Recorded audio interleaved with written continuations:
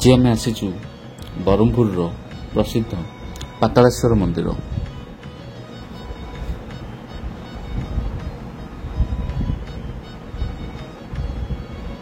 ଏହି ମନ୍ଦିରଟି ବ୍ରହ୍ମପୁରର ଉତ୍କଳ ହଲ୍ ରୋଡ଼ରେ ଅବସ୍ଥିତ।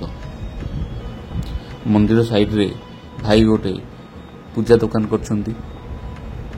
ଏବେ ଚାଲନ୍ତୁ ଯିବା ମନ୍ଦିର ଭିତରକୁ।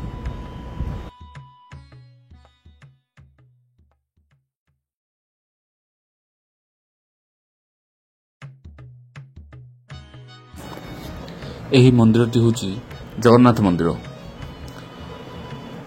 ପ୍ରଭୁ ଜଗନ୍ନାଥ, ବଳଭଦ୍ର ଓ ମା ସୁଭଦ୍ରା ଏଠାରେ ପୂଜା ପାଉଛନ୍ତି।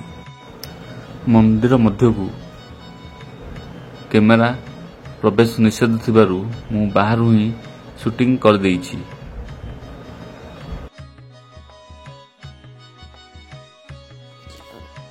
ଏହି ମନ୍ଦିରଟି ହେଉଛି ବାବା ପାତାଳେଶ୍ୱରଙ୍କର।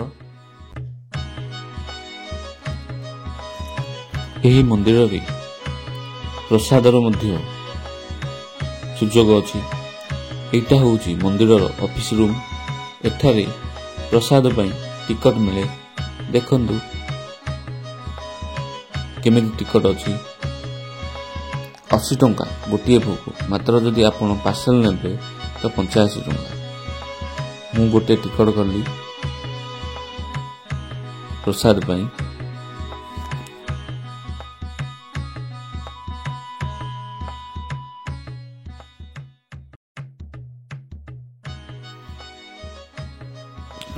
ପ୍ରଥମେ ଅନ୍ନ ଆସିଲା। ଆଉ ଗୋଟେ କଥା ଭାଇ, ଯଦି ଆପଣ ପ୍ରସାଦ ପାଇବାକୁ ଚାହୁଁଛନ୍ତି ତ ଜଲ୍ଦି ଟିକେ ଆସି ଟିକଟ କରିନିଅନ୍ତୁ। କ'ଣ ପାଇଁ ନା ଏଠି ଟିକଟ ଲିମିଟେଡ୍, ତ ଯଦି ଟିକଟ ଫୁଲ୍ ହେଇଯାଇପାରେ, ସେଥିପାଇଁ ଜଲ୍ଦି କରିଦେବେ। ଦେଖନ୍ତୁ ଡାଲି ବି ଆସିଲା।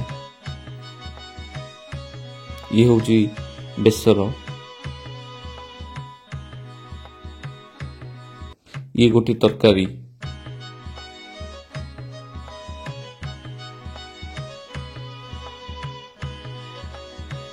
ଇଏ ଆମ୍ବିଳ।